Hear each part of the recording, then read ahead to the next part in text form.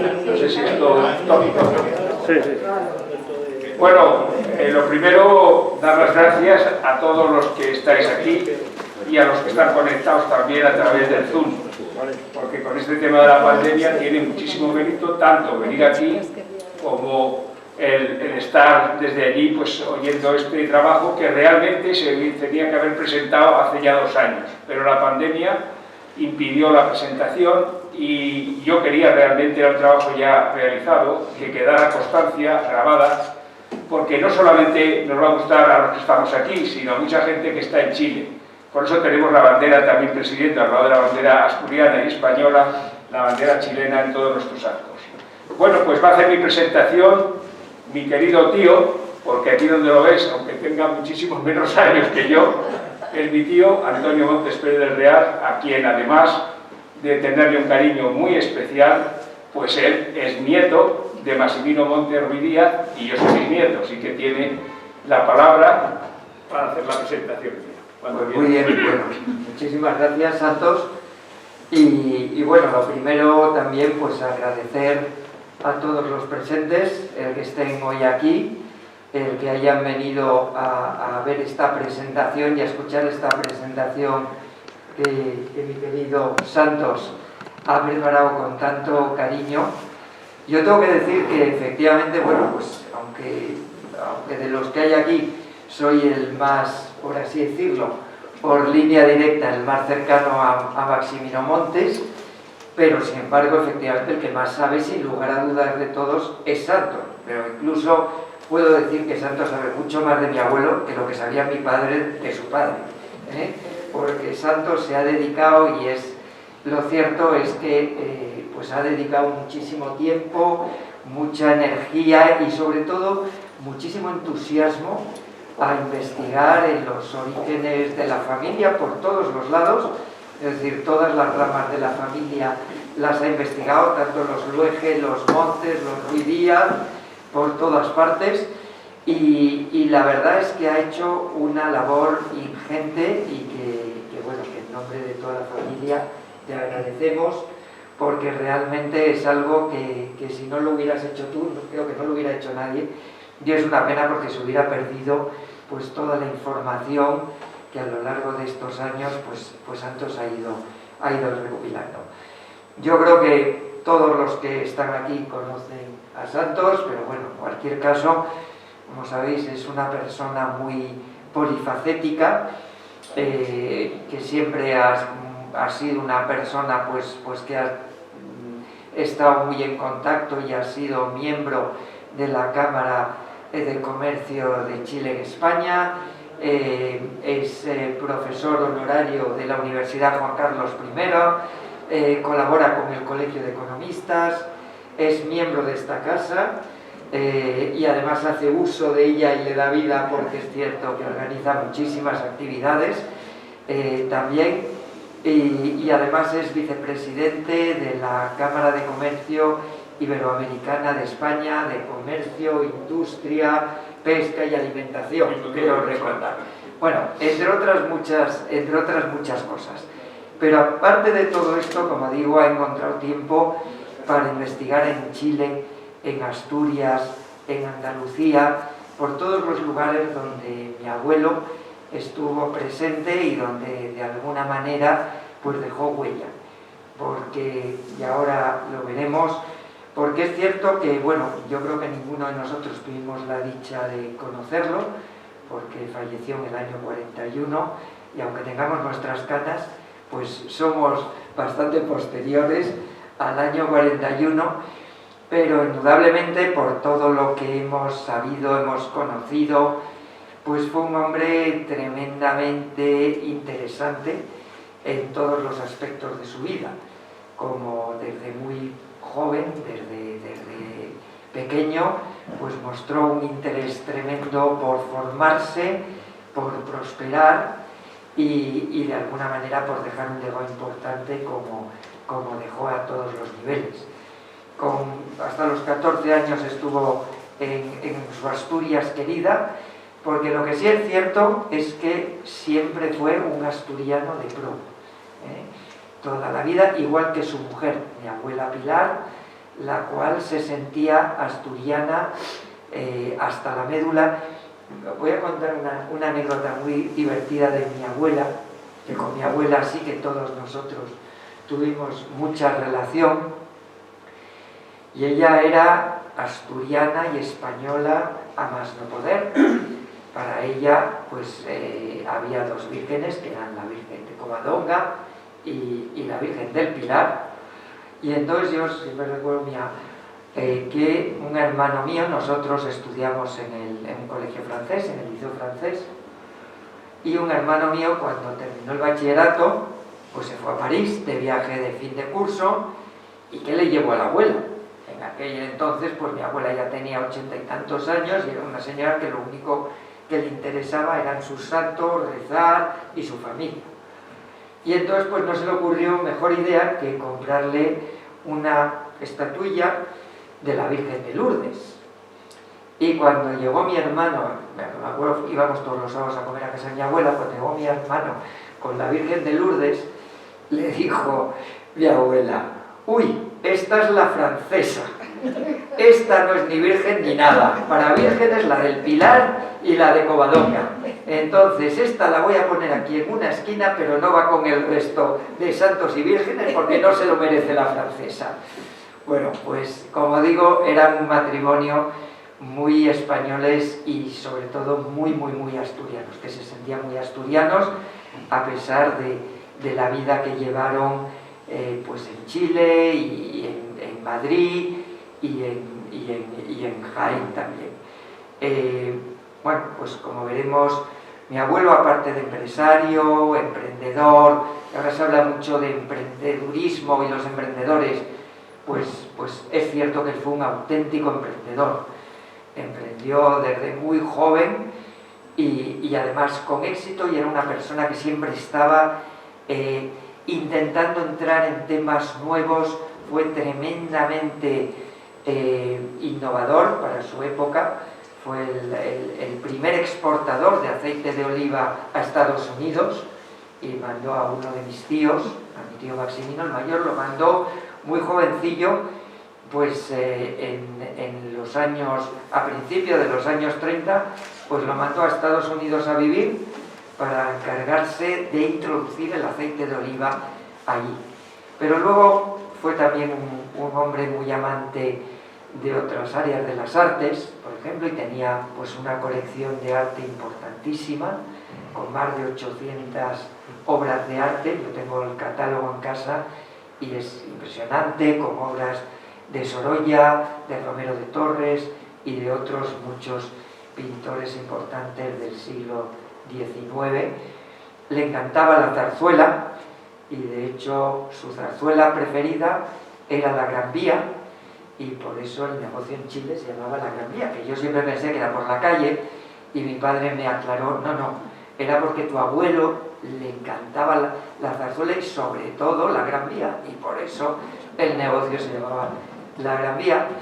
Pero bueno, en fin, hay muchas anécdotas que seguro que después, y estaré encantado si hay tiempo para compartir, pero lo importante y para lo que estamos aquí es para escuchar a mi querido sobrino Santos en la presentación y en el estudio que ha hecho sobre mi abuelo Maximino. Así que muchas gracias. Y bueno, Santos, gracias a él siempre.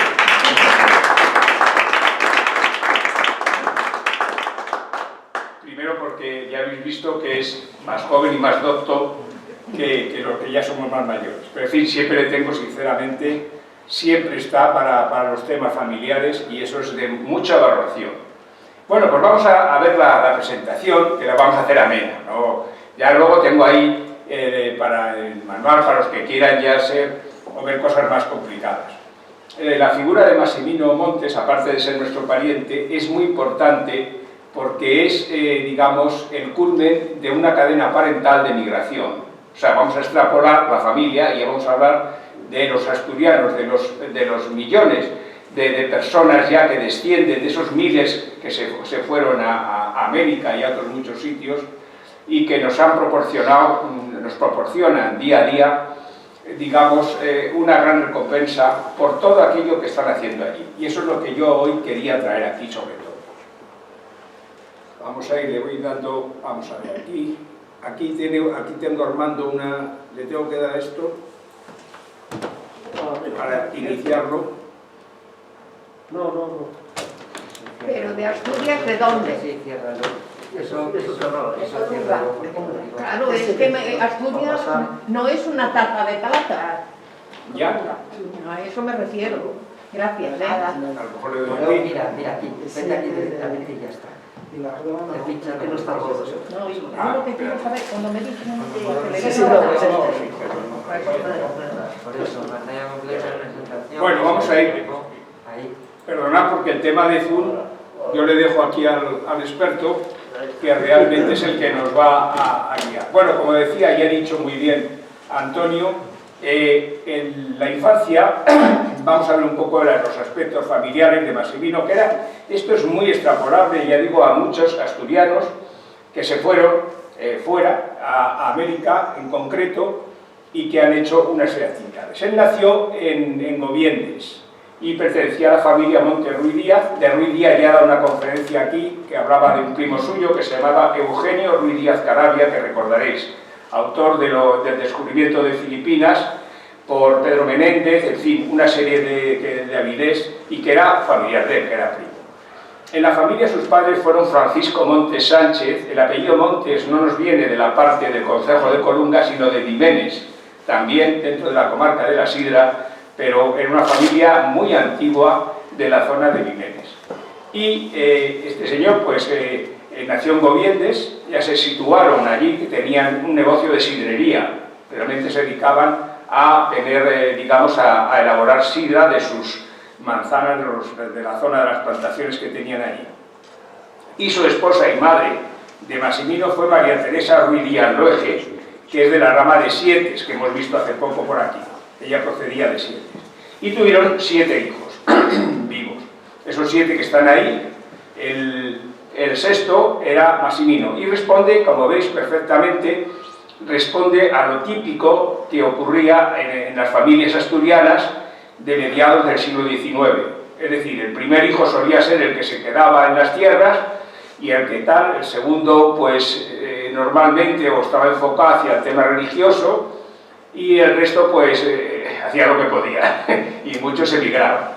En el caso de Massimino lo vio claro, ya veis que es el sexto y se llevaba ni más ni menos que 20 y tantos años con el hermano mayor. Si os fijáis, uno era del año 1843 y Massimino va a nacer en 1868, con lo cual se lleva un montón de años.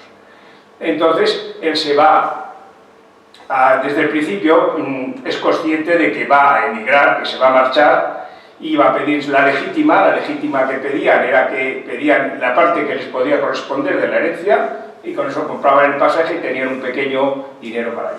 Pero bueno, él ya no iba sobre vacío, la familia ya tenía digamos, aquí tenemos un poco la familia, veis unas fotos, afortunadamente en la familia hemos conservado y tenemos una herencia gráfica que pocas familias lo tienen. Y ahí estaban los 3 hermanos y otro cuñado, que también era pariente, Roza, y las 4 esposas, tanto Massimino y el resto de la familia, como veis ahí. Pues vamos a seguir un poco, entonces se forma, él está yendo a aprender lo típico que aprendían en aquella época, que aprendían nociones de cálculo mercantil, un poco de inglés, y también, y sobre todo, el tema de contabilidad, geografía. Geografía era muy importante, porque claro, ellos iban a ir a Chile, ni más ni menos, tenían que situarse donde iban. Uniendo a una exposición que hice hace poco aquí, ellos ya conocían, esta familia Loeje conocía perfectamente la existencia de Chile, porque la familia ya del Canto había ido allí y entonces la unión, como expuse aquí hace poco, la familia de Loeje y del Canto ya estaban en Chile, entonces esas referencias llegaron básicamente a esta zona de Asturias, a lo que es el oriente, y también llegaba las noticias de lo que era Chile. ¿A dónde? Pues llegaba a la zona de la parte de La Rioja, el Camero.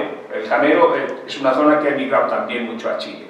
El resto de gente normalmente iba a Cuba, porque en el siglo XIX Cuba todavía no había llegado el desastre del 98, y estaban, digamos, era mucho más interesante Cuba o Argentina, que ya había también mucha gente y había promoción. Chile era un país un poco complicado, difícil, como dijo hace poco un profesor aquí, era un sitio donde estaban en guerra, o sea que no ibas a un sitio fácil.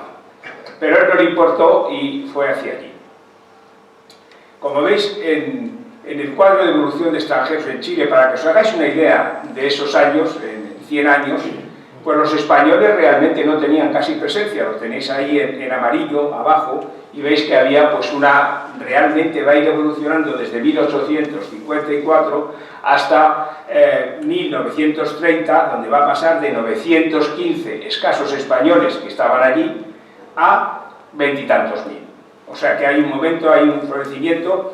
Estamos hablando de que Chile es un país que es casi el doble en el largo de longitud que España, y tiene pues un 50% más de territorio, o sea, aunque sea estrecho, como digo, es un país corbata. Aquí hay algún chileno que me perdonen estas licencias poéticas, pero es una corbata, pero realmente es un país bastante, y todo lo que vamos a ver, como hicieron los españoles allí, los asturianos en particular, supone un gran éxito, porque es un país inmenso. O sea, yo para poder conocerlo, que lo conozco entero, he tenido que ir en avión, casi siempre dando saltos de avión en diferentes periodos. Entonces, como veis, las primeras personas que fueron allí, el primero fue de Peñamellera Baja, en el año 1832, y es Fernando de la Vega Corcés. Fernando de la Vega Corcés, que a veces hemos hablado, incluso en una de mis conferencias ha estado un descendiente de él aquí, pues fueron... este hombre pues llega con 12 añitos allí, no sé cómo, apareció con el barco y allí y se lo encontró llorando. Otro asturiano le preguntó qué quiere tal y se lo llevó, o sea, le dejó porque había pasado una travesía. Hay que reconocer que en esa época iban por el cabo, o sea, por el estrecho de Magallanes, todo el cabo de la zona de la Patagonia, con unos barcos de vela, o sea, que el chico llegó de una travesía horrorosa. Y entonces la dejó. Hoy día está también unido a nuestras ramas familiares que están en Chile, y son las familias más ricas de Chile, sus descendientes. Y además, para que tengáis una nota muy importante, él se puso a trabajar con un señor que tenía una ferretería, entonces se especializaron en temas de ferretería, que fue muy importante. ¿Por qué? Porque en esa época veremos que cuando va a llegar a Chile Maximino Montes, pues hay un periodo de auge de las minas de Chanarcillo, sobre todo plata. En Chile no hubo oro, con lo cual se defraudó mucha gente de los conquistadores porque no había oro. Pero Valdivia y tal tenía grandes rebeliones de su gente porque encontraron algo de oro en unas roquitas, en un pequeño riachuelo en la zona de Valparaíso, pero que luego resultó ser nada. En cambio, la plata sí fue la gran fiebre de la plata, a la que luego va a suceder la fiebre del oro en California, con lo cual el primer precedente de un movimiento, digamos, de gente, de mineros que van a hacerse ricos es Chile. El segundo es la zona de California, que hemos visto todos muchas veces en las películas del oeste. Y entonces el siguiente que va a ir, ya en 1835, es nuestro pariente Vicente Luege Isla. Vicente Luege Isla se va en 1835, con solo 16 años, llega allí más mayor que el de la Vega Corcés, y este va ya aventurero, pero yo creo que ya sabía por la familia del canto que existía Chile y que Chile tenía muchas oportunidades. Hay que notar que en Colunga la gente tiene herencia minera, es decir, que hay zonas de explotaciones mineras pequeñas, pero sí existen, y la gente tenía ya ese, digamos, conocimiento, ¿no? El know-how importante para poder explotar la minería. Vicente Luege Isla llega y de repente se da cuenta, bueno, era un gran emprendedor, y empieza a moverse, allí un chaval espabilado, y empieza a relacionarse, sobre todo, como os decía, que las minas están en el norte de Chile, en la parte de Atacama, que estamos hablando casi 2000 kilómetros por ahí arriba, pues entonces se dedicó a todo lo que era provisionar de alimentos y de temas de materiales para los mineros a esa zona. O sea, los barcos salían de Valparaíso. En ese momento Valparaíso era el puerto más importante de todo el Pacífico. Estaba el Callao, desde el punto de vista, digamos, más institucional, pero mercantil, era el puerto de Valparaíso. Entre otras cosas porque los ingleses ya habían suplido y habían creado unas redes comerciales, tanto los ingleses como alemanes, pero sobre todo los ingleses, habían creado en estos puertos una estructura fenomenal para explotar las materias primas, ya que estaban en pleno proceso de la revolución industrial. y España no había hecho esta labor de la revolución industrial. Bueno, pues siguiendo un poco allí, vemos luego después, como ve que aquello pasan 15 años y le va muy bien, ¿qué va a hacer? Llamar a sus parientes, a sus sobrinos, diciendo, aquí hay trabajo, aquí te puedes hacer rico. Y entonces aparecen el señor que veis de la barba, Gaspar Isidoro Luege, y también José María Luege Collado, que es nuestro tatarabuelo, mi tatarabuelo, bisabuelo de este señor. Entonces, estos ya aparecen allí y se ponen a trabajar. Normalmente estos niños iban, como cuenta muy bien el periodista Hernández, que hizo toda la historia del Corte Inglés, que creo que es el periodista en Nueva España, en el diario Nueva España de Asturias, pues normalmente iban los niños que llamaban, tenían siempre unos que eran más mayores y unos niños que iban de jovencitos. Por eso todos cuentan la misma historia, que dormían debajo del mostrador, sacaban unas estrellas y dormían allí en la tienda. Y tenían que abrir, limpiar por la mañana y ya llegaban los vendedores. Es decir, que una tienda de este tipo, que vamos a comentar, que montaban los asturianos en América, tenía mínimo de 14, en el entorno de 14 a 20 personas.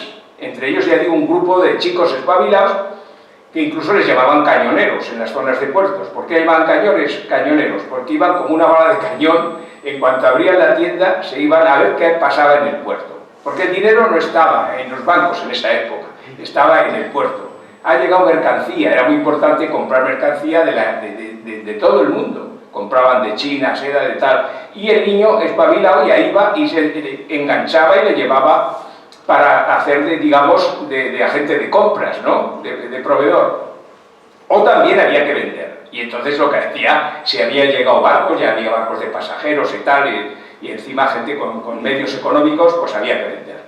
Esa es un poco la labor que hacían los niños allí. Y él llega con 14 años, en 1882, y va a hacer esa labor. Durante 3 o 4 años, ellos lo llaman el Corte Inglés, siempre me acuerdo que lo llamaban la cura de humildad, que era aprender el negocio y ver que eras humilde, porque si no, no interesaba. Normalmente, si salía una persona pues, que era muy soberbia o que no se adaptaba, pues normalmente le compraban y le decían chiquito y le compraban el pasaje de vuelta y se volvía a su tema. Ya digo que yo siempre valoro mucho el libro de la verdadera historia del Corte Inglés, porque cuenta muy bien cómo funcionaba el modelo económico Astur de migración. Fantástico.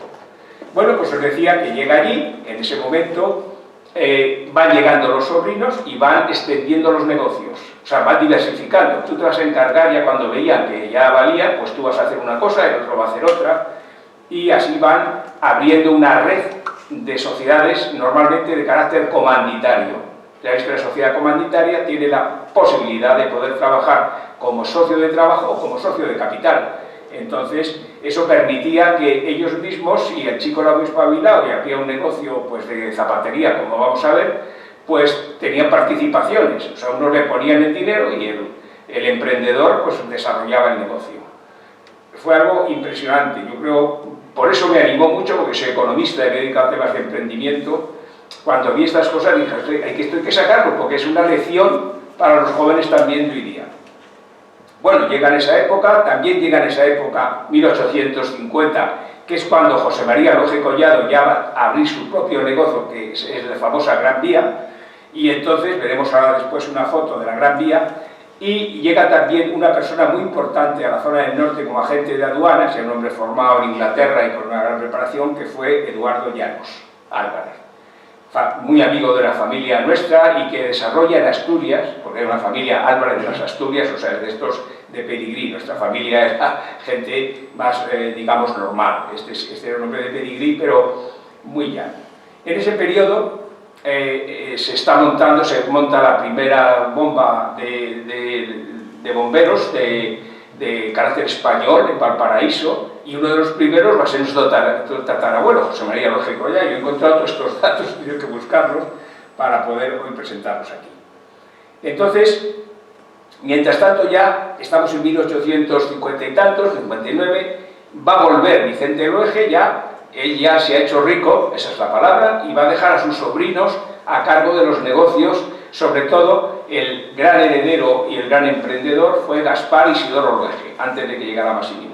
O sea, Gaspar Isidoro Luege, que era primo hermano de nuestro tatarabuelo, de José María Luege Collado, va a ser el que va, de alguna manera, a liderar el grupo asturiano. Pues los asturianos funcionaban todos a una. Estos eran todos de la zona de Libardón, de esa zona entre los concejos, sobre todo de Colunga y Villaviciosa y tal, la gente que estaba allí, y Peñavellera, lógicamente la gente de Peñavellera.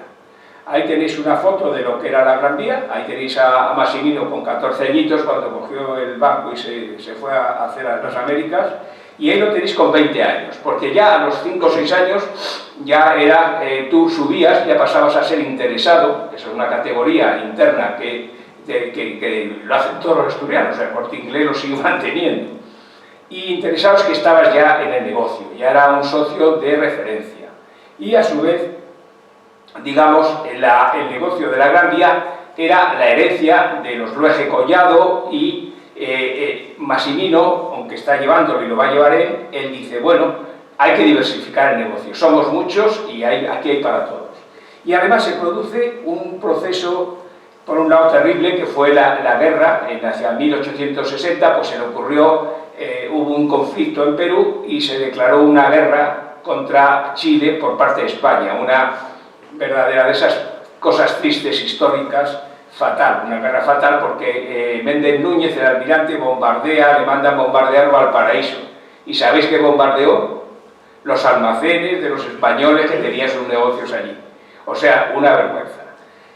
Bueno, eso costó mucho porque, claro, les quitaron, los españoles tuvieron que regresar muchos entre ese periodo, que fue antes de que fuera Massimino, y, bueno, luego hubo una cosa muy importante, que Eduardo Llanos y varios de la familia, parientes nuestros, pues van a rescatar el cuerpo de Prats, que había quedado en la guerra contra Perú y Bolivia, pues había quedado, digamos, este chileno, que era español realmente, de origen español, pero de almirante chileno, queda herido y entonces rescatan el cuerpo y entonces ya se hace la paz con los españoles, se le reconoce esa labor que han hecho los españoles, se enfrentaron a los peruanos porque tenían el cadáver allí, en fin, no típicas estas cosas desastrosas de las guerras.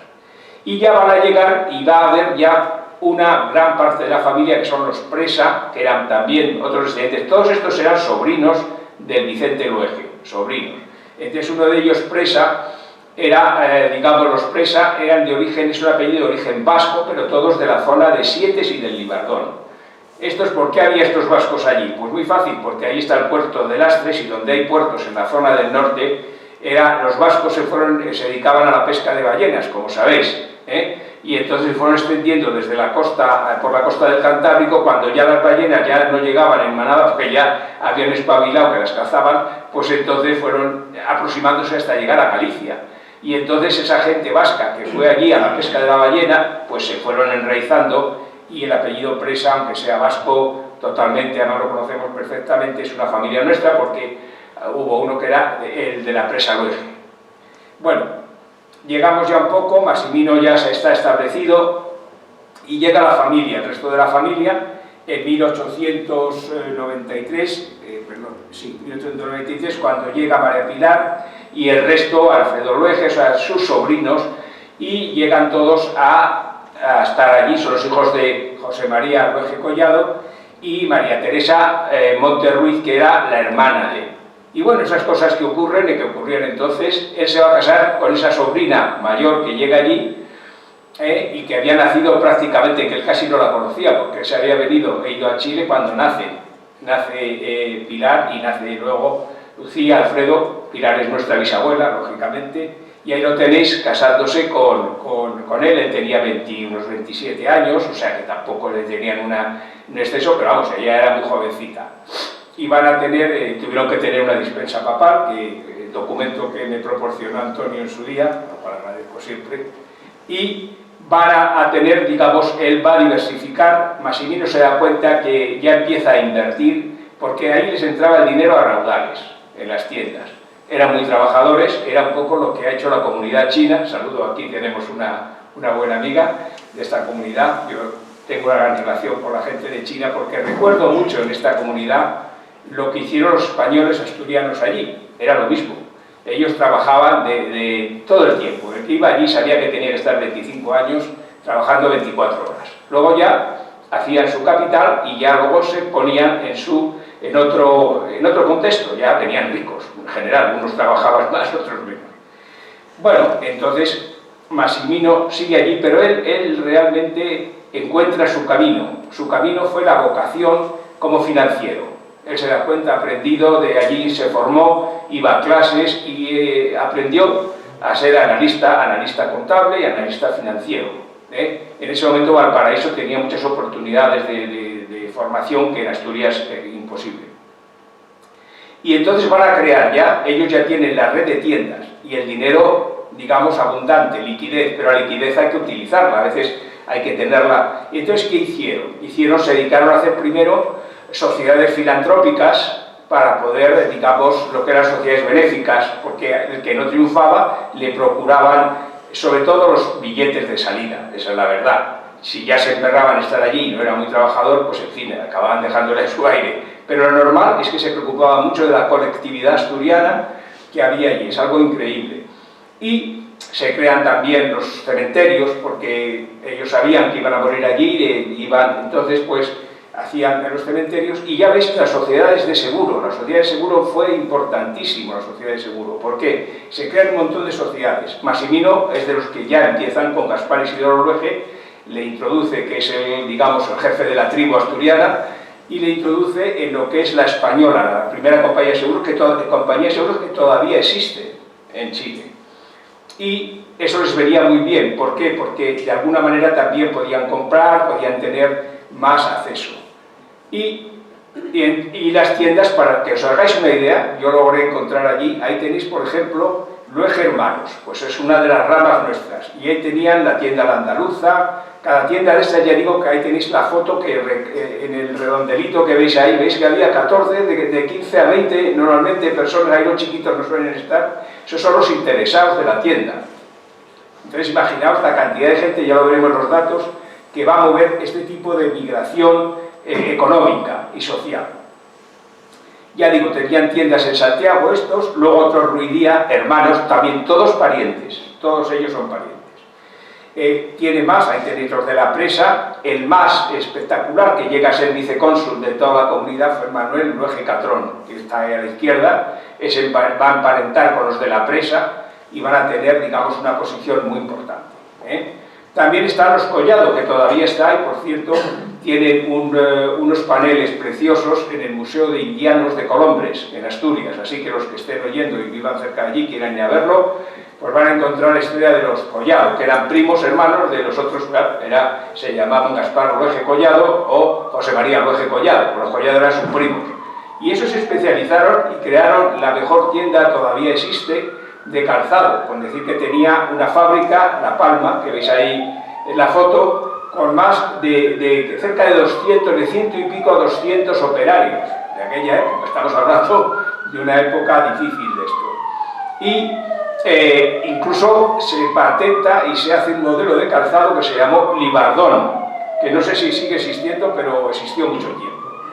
Mientras Massimino va a fijarse mucho en los italianos. Los italianos, sus comercios tenían más o menos la misma, prácticamente en esa época, tenían el mismo tamaño que los asturianos, y va a hacer una amistad con uno que era básicamente coetáneo de él, que es este señor que sale ahí, Camilo Mori, y estaban muy organizados. Ellos organizan toda una especie de red importante, porque los negocios necesitan también infraestructuras, ¿no? Y entonces Massimino va a aprender esto, va a ser muy amigo de él, van a hacer una gran relación y va a ir implantando las mismas líneas de la Cámara de Comercio. Se había creado fue de los pioneros en crear la Cámara de Valparaíso, lo que pasa que luego con la guerra de España y tal, pues aquello se queda y se va a volver a recrear en Santiago más tarde. Pero él siempre estuvo unido a las cámaras de comercio. Él se daba cuenta que no solamente había que generar el negocio, sino que había que crear una red institucional importante que además les valorara de cara a lo que eran. Ellos no se metían en política, lógicamente, porque eso era totalmente prohibido para los españoles en aquella época en Chile, pero sí, de alguna manera, pues participaban en las instituciones benéficas y tal, todo lo que se hiciera, las bombas de las sociedades de bomberos, todo esto, ellos van a estar con los chilenos, digamos, a la par. Entonces ya se dan cuenta que tienen esa cantidad de efectivo tan enorme y crean un banco, el Banco Hispano-Italiano. Habla con los italianos, él ya digo que fue uno de los fundamentales en la promoción de esto, y con José de la Presa Casanueva, que veis ahí, se crea en esa época la Sociedad de Progreso del Libardón, que todavía existe. Hace poco yo estuve, hará unos años, no me acuerdo si son 10 años, pues viendo, estando en la conmemoración en Libardón, en Colunga, del 100 aniversario de la Sociedad de Fomento del Libardón. ¿Para qué era esa sociedad? Bueno, pues para ayudar a la gente que se había quedado allí, tanto en la formación, si iban a ir allí, como arreglar los viales, crear las escuelas, todo eso lo ha estado haciendo y lo sigue haciendo todavía esta sociedad, que en los estudiosos de los movimientos migratorios y tal, se menta como una de las cosas más importantes y que ha logrado permanecer. Estamos hablando de 100 y pico años. Y os digo que al mismo tiempo se va a crear el Banco Hispano-Italiano, va a participar, como veis ahí, ellos se mueven a una. Entonces, cuando hicieron crearon esto, los asturianos tenían a su colectividad, los vascos a la suya, los catalanes, o sea, en vez de pegarse entre ellos, como hacemos un poco ahora, pues allí lo que hacían era una solidaridad enorme, y cada uno se encargó de colocar las acciones. Entonces fue espectacular, es una de las ampliaciones de acciones que yo creo que yo estoy haciendo un trabajo sobre este banco, y cuando lo publique creo que es una de las cosas más bonitas, como, digamos, dentro de la actividad financiera de creación de una sociedad. Entonces, como veis, tenían el doble prácticamente los españoles que los italianos, incluso en acciones tenían una media de 570 acciones por 300 y pico que tenían los italianos. Esto quiere decir que se crea en el año, concretamente hacia 1900, y unos años más tarde, pues se va a producir una escisión. Lógicamente, los italianos eran minoría, entonces no podían mandar mucho más. Hay que decir siempre que Camillo Mori seguirá siempre en el banco, gracias también a la actuación, digamos, muy bien coordinatoria que hacía Massimino Montes. Para que veáis una idea, el banco llegó a tener una importancia enorme. Fue un banco, el Banco Español de Chile, pues es en 1906 cuando se hace ya la creación, año que después, al poco tiempo, va a haber un terremoto, ya veremos. Pero fijaros qué bonita la sucursal. Empezó en Valparaíso, tenía Santiago, y fijaros, se extendió por todo Chile. Y estamos hablando, os he dicho antes, que estamos hablando de 4.000 y pico kilómetros, y tenemos aquí la zona de Portemuco, en Rancagua, en fin, y veis los edificios que sólidos. Entonces, funcionó, ya digo, como un cañón. Perfecto.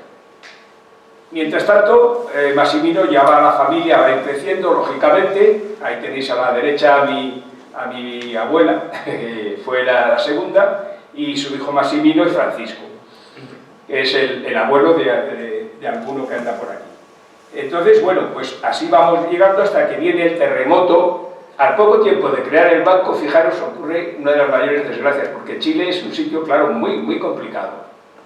Y el terremoto de 1906 fue de una magnitud impresionante. Entonces se destruyó prácticamente casi todo Valparaíso, sobre todo las partes bajas, que estaban sobre un terreno arenoso, porque es una zona de un puerto de mar. Y entonces el Almendral se llama esa zona, y ahí tenían los negocios los españoles. Con lo cual, después del bombardeo de Méndez Núñez, les viene el terremoto este. Realmente hubo afectados casi 30.000 personas, muertos se habla de 1.500, en fin, fue un desastre. En el caso de nuestra familia, la verdad es que lo llevaron bastante bien. Ahora veremos algunas fotos del hecho de ese terremoto, pero va a ser, digamos, un detonante para que básicamente mi bisabuela era muy diferente de manera de ser de su marido, ¿no? Y entonces, como bien ha dicho Antonio, pues ella era más religiosa tal, y mi bisabuelo era más... él admiró mucho porque llegó de niño y admiraba el sistema republicano, iba a ser republicano toda su vida. Entonces ya lo veremos, que incluso luego entonces eran temperamentos muy diferentes, y esto ocurría mucho. Por ejemplo, el de la Presa fue uno de los jefes de las logias masónicas que se establecieron en Melipilla. Entonces, quiere decir que estaban muy unidos los asturianos que iban allí a la masonería. La masonería estableció, digamos, les daba a estos chiquitos que llegaban, les daba también una visión, digamos, menos conservadora, menos caciquil que la que habían tenido en su formación, y les abría los ojos hacia el internacionalismo, hacia muchas cosas diferentes. Entonces hay que decir que ellos se apuntan a eso. Pero luego, como las señoras que tenían en casa, pues tenían esa educación, por decir de alguna manera, más beata, pues ellos se hacían y respetaban, lo cual estaba muy bien porque realmente se respetaban unos a otros.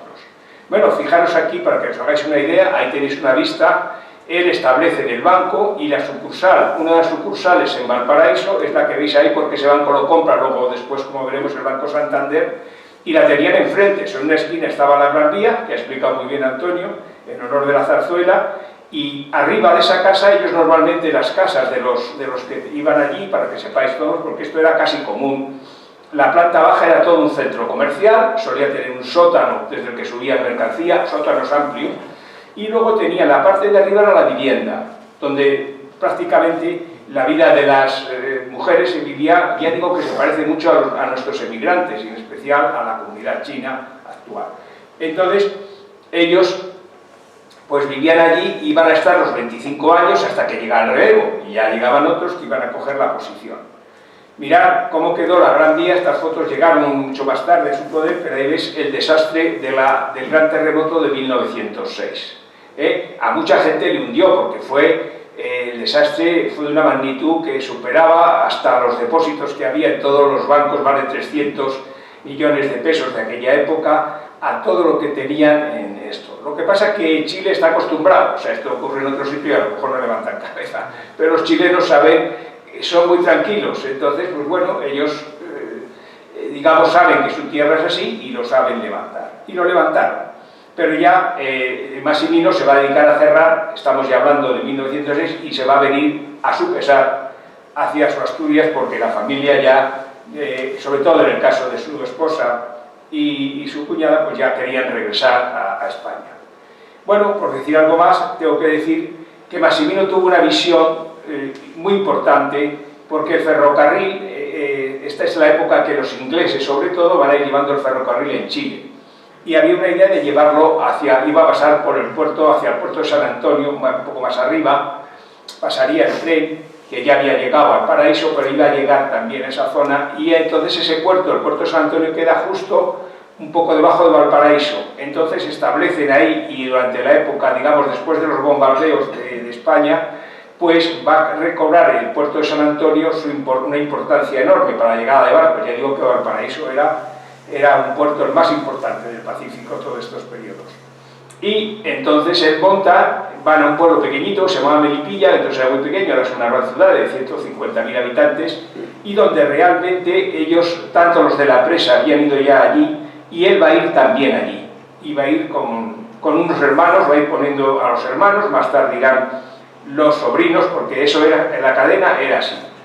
Van llamando parientes, los parientes van cogiendo posiciones, los de la presa tuvieron allí una importancia enorme, incluso crearon el teatro. Los primeros cines lo crea nuestra familia en Melipilla, o sea que Melipilla es una ciudad a la cual yo le tengo un cariño enorme, me trataron fenomenal, el cronista de la villa, si alguna vez ve esto le mando un gran saludo, y también tenemos una rama de la familia allí, la raíz de la presa, gente encantadora. Ahí va a ir dejando a sus parientes, ahí tenéis a Francisco y Alfredo, que son los hermanos de su mujer y sobrinos suyos, lógicamente. Y nos va a ir dejando en los negocios. En Melipilla estuvo Francisco Loegemontes, va a ser el que se va a encargar de este tema, y en la Gran Vía se va a encargar Alfredo Loegemontes, que era el padre del señor que estuvo aquí el otro día y que está en Sudáfrica ya, y desde aquí le mandamos otro saludo, para que a distancia nos están viendo. Os decía que mi sorpresa fue cuando llegué allí, él había creado una tienda allí donde puso a sus hermanos, Massimino Montes, y se llamaba, entonces, era la perla, si me acuerdo, la Linda Porteña.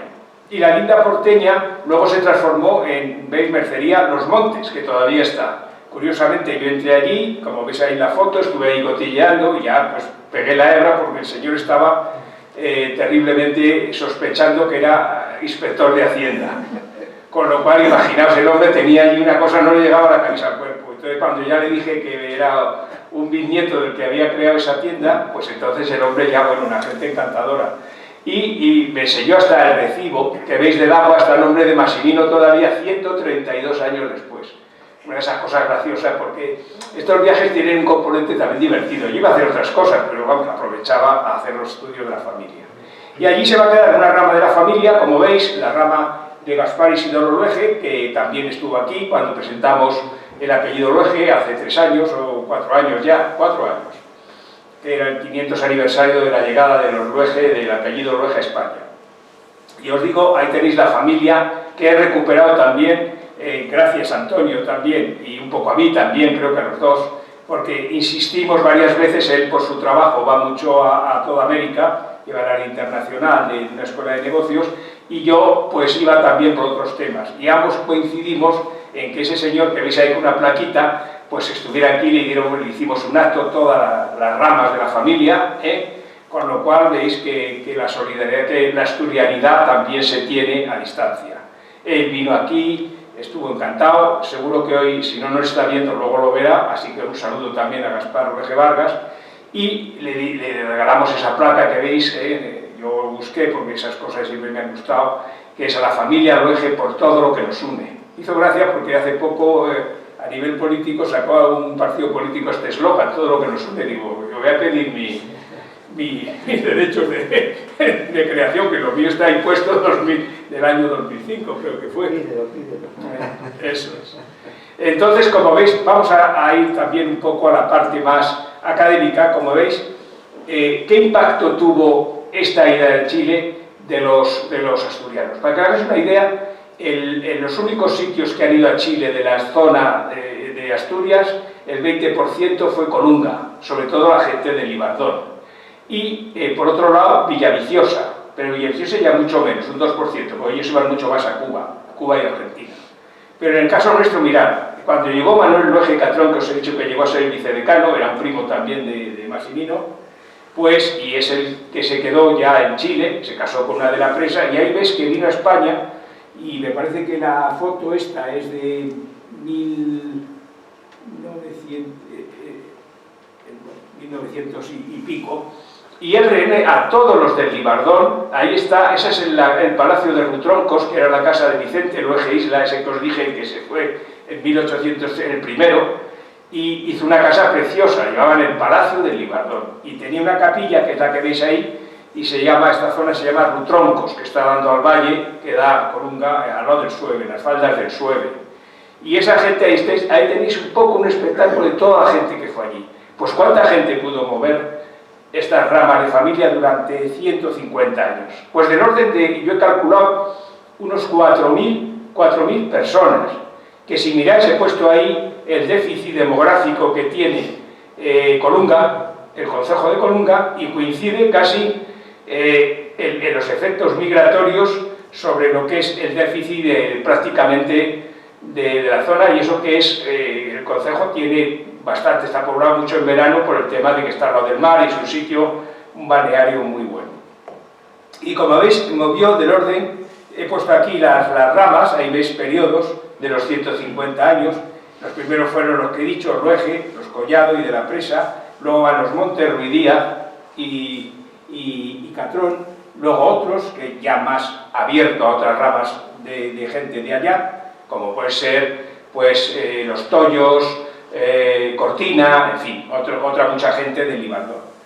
Y ya veis, pues digamos que del orden de 60 personas van a ser los dueños, la gente que va a volver muy rico, a un nivel, digamos, a un nivel muy alto de riqueza. Luego tienen unos 114 de los otros comandantes que también van a llegar, o sea, que estamos hablando del orden de cerca de 200 personas con un alto nivel económico, con lo cual, claro, se van a ir posicionando. ¿Por dónde? Se van a ir posicionando pues en Madrid, las ciudades, y ahí empieza un poco la diáspora, aunque nuestra familia siempre mantuvo sus casas, como veremos, en la zona de Colunga.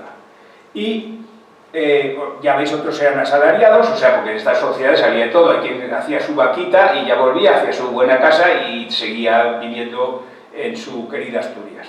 Pero bueno, es un detalle de lo que puede o movió la emigración solamente en una localidad pequeña como es Libardón, una parroquia de las de Colunga. Y entonces él va a volver, como he dicho antes, va a situarse al principio, esta es la casa familiar, que estaba situada en una zona que se llama Loreto, en la parte de Colunga, y esa fue la casa inicial que hizo José María Luege Collado. Sobre esa se va a derribar más tarde y se va a hacer otra, Alfredo Luege Montes, uno de sus hijos, va a hacer luego una casa preciosa, que es la que aún se mantiene al lado de una ermita, la ermita de Loreto.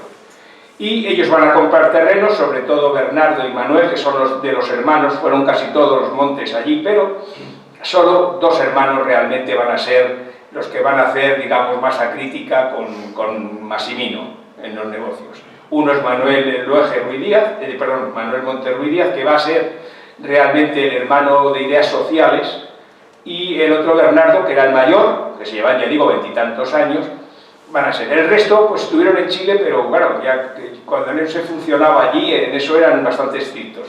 Entonces nos mandaron, los empaquetaron y se dieron ir hacia Cuba, donde ya se les ha perdido la pista. No sé exactamente, porque yo Cuba prácticamente no lo trabajo, tengo bastante con este tema, aunque estoy haciendo un trabajo de toda la migración del Concejo de Colunga. Bueno, ahí tenéis la casa que se construye. La casa se llamó la Casa de las Palmeras, es una mansión preciosa, tanto que cuando Alfonso XII fue a hacer una coronación de la Virgen de Covadonga, pues preguntó de quién era la casa, o sea que se interesó, mandó parar el coche y tal, e interesarse. Ahí tenéis a Massimino ya en esa casa, digamos que era la casa de sus sueños, la va a hacer un arquitecto muy famoso, Manuel del Busto, que tuvo una gran repercusión. Sabéis que estuvo en lo que fue el centro de La Habana, el famoso centro asturiano de La Habana, Manuel del Busto. Pues va a hacer, me parece que esta y otra de la de Loreto, de Alfredo Loeje, también creo que participó. Ahí veis un poco también la idea de lo que hicieron socialmente, se creó, que se ha vuelto a recrear ahora se ha vuelto a recrear una sociedad mutualista para ayudar a los artesanos, que eran un poco los autónomos, la gente que trabajaba, si le ocurría algo, era su desgracia, ya esa gente no comía, caía en la miseria más absoluta. Pues Manuel Montes Ruiz Díaz va a ser el hermano de Massimino, el que lleva estos temas, y él no tuvo hijos, se casó, tiene una casa que todavía está en Colunga y es preciosa, de estilo francés, una mansión, ya no está en la familia, pero está en la casa allí, y él va a hacer todas estas labores. Incluso en Sietes, que ellos procedían de Sietes, como hablé el otro día, van a participar en una escuela de niños, haciendo donaciones económicas. Siempre Sietes no lo van a dejar en su conocimiento. Y en Colunga, pues crean con otros, que iremos viendo, si el centro asturiano no se cansa de querer escuchar a los emigrantes, iremos viendo, porque en Argentina está Caride y Tollos, que van a crearon el banco más grande de América, antes del Banco Español de Chile, que fue el Banco Español del Río de la Plata, donde recuerdo que la sucursal es lo que es el Instituto Cervantes hoy día en Madrid. Esa era la sucursal de España. Tenían en Bilbao, bueno, por todo el mundo. Y ese Caride, fue uno de los que hace eso, pero en fin, eso va a quedar para otra conferencia. Y hicieron esa escuela en la Riera, una zona de allí para los niños y niñas, que ya tenía una modernidad, porque era educación mixta. Aquí se siguen las ideas de Manjón, del padre Manjón, sobre educación, y estas cosas siempre las tuvo Massimino. Massimino, ya digo, que era un hombre libre pensador, era un hombre republicano, y siempre tuvo la educación como un factor fundamental. Incluso creó un partido, ayudó a crear un partido radical, porque él en algún aspecto era discreto, decía esas cosas de siempre, colocado nunca ganador. Veis que, pero tenía que hacer sucesiones familiares, y en esas sucesiones familiares, en esa renovación de Colunga, las casas indianas de todo Colunga las va a hacer nuestra familia, y él lleva hasta para poder educar a las hijas, porque las mujeres ya he dicho que había una dicotomía, los hombres eran más, por decir lo que ahora se podría llamar librepensadores, o gente más radical, más de lo que podría llamarse izquierda ahora, con este concepto tan amplio que hay, y en cambio las señoras eran completamente religiosas. Entonces, pues, él trajo, siempre respetuoso con su esposa, trajo el colegio de las dominicas, donde se educó la hija, esa es mi abuela, que dice ahí, con otro tal, y entonces las hijas de muchos de los indianos estaban allí, pero estudiaban en la educación religiosa que les mandaban. Incluso una de ellas una de sus hijas que está ahí, esa pequeñita, fue jefa de la administradora general de la institución teresiana. Su padre intentó quitarle las ideas, pero fue imposible, porque era muy buena desde el punto de vista contable, y yo como padre pues, lo entendí perfectamente lo que tenía. Yo muchas cosas de las que sé, es que me crié con mi bisabuela hasta los 26 años, casi pudo llegar a ser tatarabuela, pero en fin. También la Sociedad de Fomento del Guibardón, ya digo, sigue ahí, sigue funcionando, y esa es la casa de uno de los que volvieron, de la presa, en Libardón, y también llegamos a uno de los sueños de Massimino Montes en Colunga. Su sueño era crear una escuela de comercio. Hay que decir que en esa época él no es mérito solo de él, sino que ahí había gente maravillosa, como era la familia de Grande Cobian, ahí ves el padre, que fue el secretario, el famoso nutricólogo, que salvó medio Madrid con las famosas píldoras de Negrín. Él fue el que luchó contra la pelagra, que era una enfermedad que en Asturias era porque solo tomaban maíz, y entonces él crea unas píldoras fabulosas que salvó una gran parte de Madrid en el hambre en la Guerra Civil Española. Y también hay que decir que estaba también uno que fue el Vigón, que era entonces digamos, de la familia, luego van a ser unos hijos suyos, militares, generales, pero en fin, él era un hombre bastante de la masonería, los hijos van a ser más conservadores, y Braulio Vigón, junto con Massimino Montes y con una serie de los indianos, los Manuel, toda esta gente, van a intentar hacer de Colunga, bueno, en competencia, una ciudad más importante que Villaviciosa. Bueno, lo intentaron, pero bueno, entramos en los años 20, hubo complicaciones, y sobre todo la complicación más fundamental fue que se crea el Banco Español de Chile en Barcelona, una sucursal del Banco Español de Chile. Y yo no sé qué ocurre, que, en fin, allí se produjo una estafa, no muy grande, pero una estafa suficiente para que aceptara la vulnerabilidad. Ya estaba la crisis de los años 20 de la bancaria, y va a afectar al Banco Español de Chile. ¿Por qué? Porque también estaba metida la inteligencia norteamericana enredando en Chile, porque el Banco Español de Chile era más fuerte que el Banco Central de Chile, y entonces ellos, los norteamericanos, querían controlar Chile. ¿Y cómo lo iban a controlar? Pues a través de la bancaria. Entonces sacaron esto y crearon, digamos, pero los españoles resistieron, crearon un escándalo. Sabéis que el escándalo financiero es lo peor que puede haber, ¿no? Todo el mundo va a recoger sus dineros. Bueno, pues a pesar de esta estafa que hicieron un grupo en Cataluña, en fin, con un barco, con que iban a crear una línea, se les dio un dinero, pero luego no pagaron, y se crea un pequeño, digamos, agujero financiero, comparado con lo que hay ahora, nada.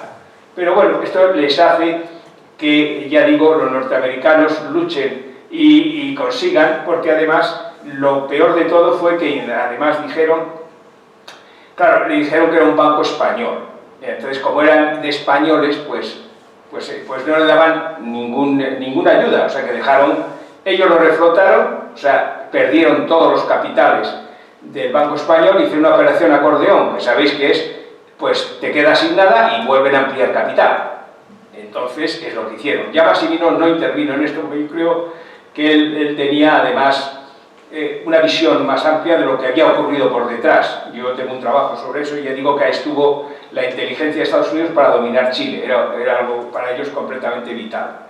Entonces, bueno, se reflota el banco, o sea que hubo una crisis, una quiebra, pero a su vez se reflotó.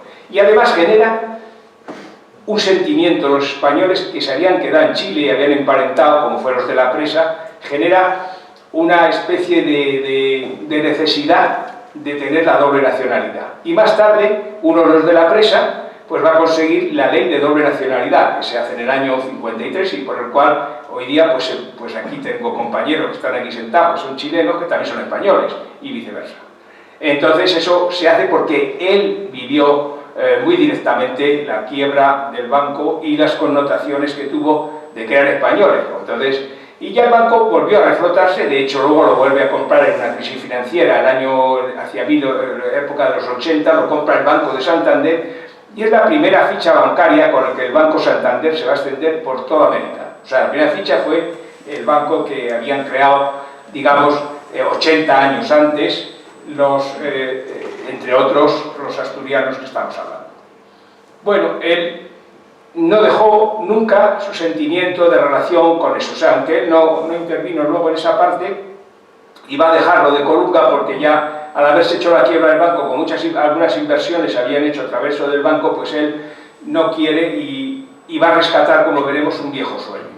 Mientras tanto, Franco Rodríguez le había conocido, tenían referencias, como hay aquí cartas que he podido encontrar, y le nombran a él como delegado de las cámaras, de todas las cámaras iberoamericanas, para lo que fue el primer Congreso de Ultramar. Es cuando realmente Franco Rodríguez, que era un poco el hombre, digamos, la mano derecha de Alfonso XIII, pues intentan rescatar y hacer lo que hacía Inglaterra, ¿no? Digamos, desde el punto de vista más bien económico, las relaciones con eso. Entonces se hace el primer congreso de ultramar, vemos que fue en el año 23, y ahí Massimino va a participar activamente, pero sobre todo porque le llaman y hacen que él tenga que estar.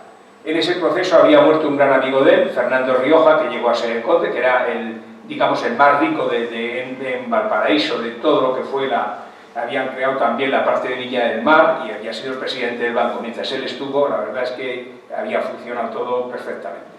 Y bueno, Massimino empieza a ser un hombre conocido y reconocido. Ahí veis algunas relaciones de revistas importantes de la época, donde, bueno, pues hacen referencia de él, de lo que estaba haciendo, etcétera, etcétera. Entonces, bueno, viene su viejo sueño. ¿Y cuál fue su viejo sueño? Estamos hablando ya de un hombre de 60 años. Imaginaos 60 años de hace unos cuantos ya, que eran quizá como los casi 80 de ahora.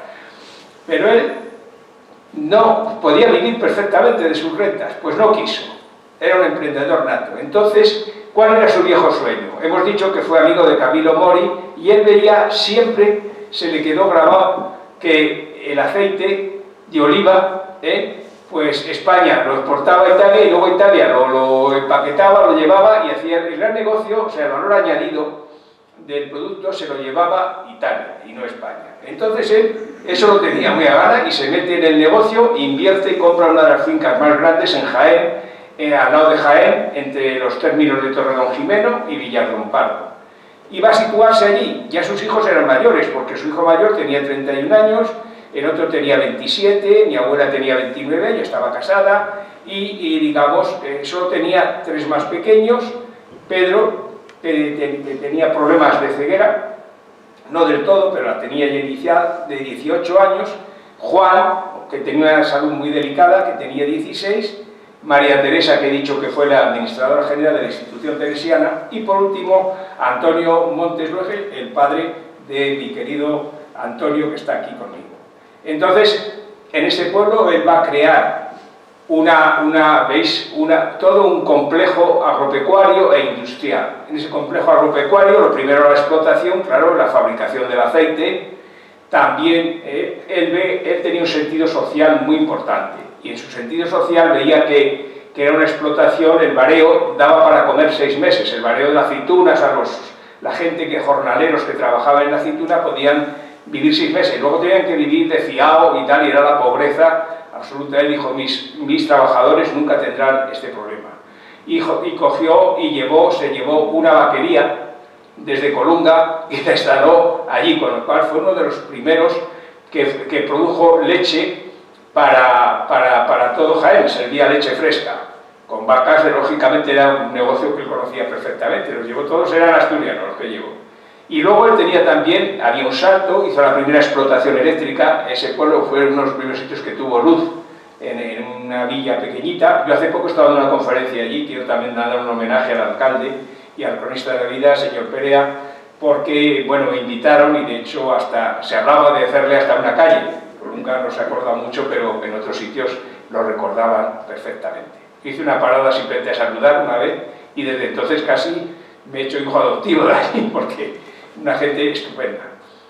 Y bueno, como os digo, él va a montar toda, mira, ahí tenéis una de las vacas de los terneros con un tío mío, Antonio Marcos, que está allí en la finca, pues allí va toda la familia. Él tenía la oficina en Madrid, pero porque él aquí tenía las relaciones, lógicamente él era miembro de muchas asociaciones, tanto económicas como sociales.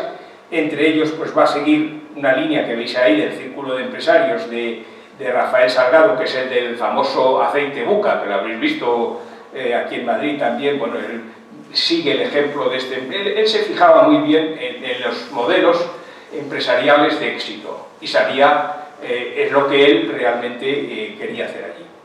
Como os digo, llega allí, empieza a montar todo este tema, pero entre medias pues le vuelven a llamar para el segundo Congreso de Ultramar, que fue en el año 28-29, ¿no? Entonces él ya realmente no se llevaba bien con la dictadura de Primo de Rivera. Ya digo que no era monárquico, siempre dijo que era republicano, y entonces se lo cedió, pero él respetaba y trabajaba por su país. O sea, no, digamos, traspasaba de manera sectaria su ideología a lo que eran los negocios. Y entonces le nombran, claro, ahí en Chile, aquí tenéis Caso, uno de los más ricos hoy día de Chile, la familia Caso, pues le nombran a él de representante, pero él delega en su sobrino, en Alfredo Luege Montes, al que le había traspasado la Gran Vía, etcétera, etcétera, y ya estaba en España también. Entonces le nombra y va delegado y lleva todo el tema de lo que era el tema del aceite. Sobre todo él va a trabajar en esto, aparte de coordinar las cámaras y los representantes económicos de las cámaras que van a venir aquí a España a ese congreso, él va a llevar sobre todo el tema del aceite como un tema fundamental.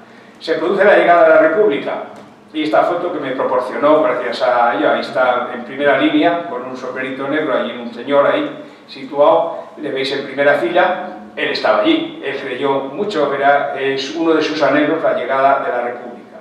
Pero en fin, todos sabemos la desgracia de cómo se fue produciendo los temas, y en el año 35 él ya estaba dentro de lo que era, él escribe un libro sobre el problema del aceite de oliva y su solución, que luego yo creo que en la clausura nos puede hablar un poquito de esto Antonio, que fue el que me pasó algo de esta información. Y como veis, ahí ya se ve claramente el desastre que se va a originar económicamente con la República en las exportaciones desde el año 30 al año 36.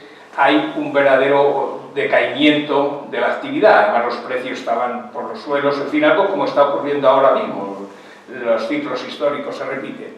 Y concretamente el aceite que llegaba a Argentina, que por ejemplo, por poner un caso, era 5 veces más que el que llegaba de España, pero es que era el primero que nos compraba era Italia. ¿Para qué? Para dar el valor añadido, lo sabían, era el mismo, pero lo empaquetaban y todo el mundo, ¡uy, qué bueno el aceite italiano! Eso a él es una cosa que le quemaba. Lógicamente la gente de la República, el gobierno de la República se fija en él y le nombra en el año 36, ahí veis, consejero, en agosto del 36, ya había habido el levantamiento del 18 de julio, le nombra consejero y le nombra encargado de los temas de esto. Pero bueno, poco pudo hacer porque realmente él le pilló toda la guerra civil, le pilla en el gran frente de la batalla de la Aceituna, es más, la zona donde estaba, el que era en Villarón Pardo, pues le pilla todo con las brigadas internacionales, es que llegan allí, que no logran llegar hasta Córdoba, ahí creo que es en Lucena, donde les paran, y donde realmente toda la guerra civil van a estar bajo el tema republicano, pero bueno, y encima con las... Y hay que decir, y ya vuelvo a decir, como lo dije en Villarón Pardo, en Jaén, que siempre tenemos que agradecer a la familia el trato de la gente de Villarón Pardo y de los empleados, porque le salvaron la vida, porque claro, ahí iban, él era un rico, y ahí ya no había, era la revolución.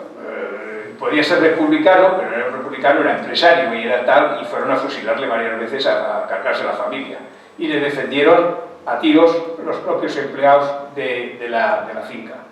Quiero decirlo porque allí siempre él había sido muy generoso en este sitio, dio a los locales para que creara la sede de la Unión General de Trabajadores en Villarón Pardo. Esto me he enterado estando allí, y fue muy respetuoso con la gente cuando eran años de mucha carencia, y él les pagaba, les compraba terrenos, tenía un montón de parcelillas de esas tal, pero que era gente que tenía en el minifundio olivarero y se marchaban a Barcelona, a otro sitio, y se lo compraba todo.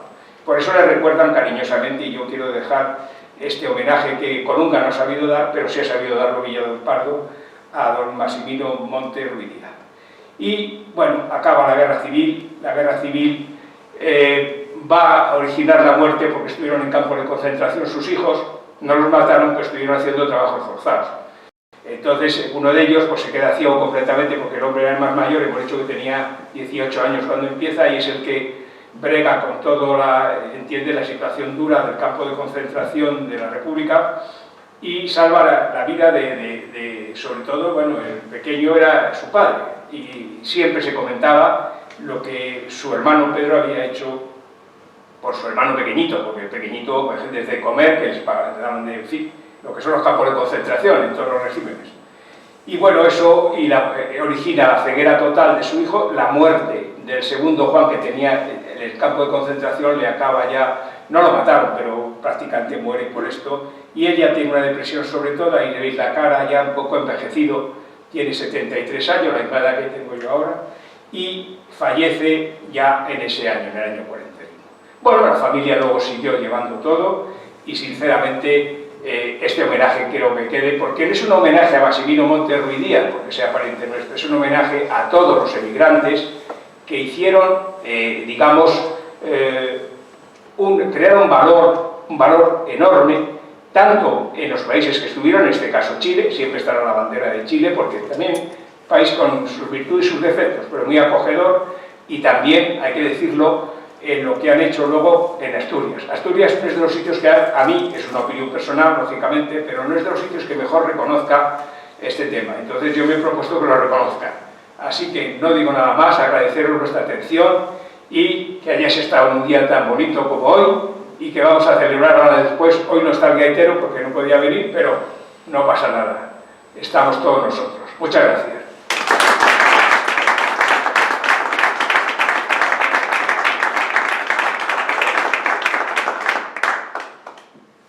Pues no sé si tenéis alguna preguntita. Ahora, si no, hace la clausura ya Antonio.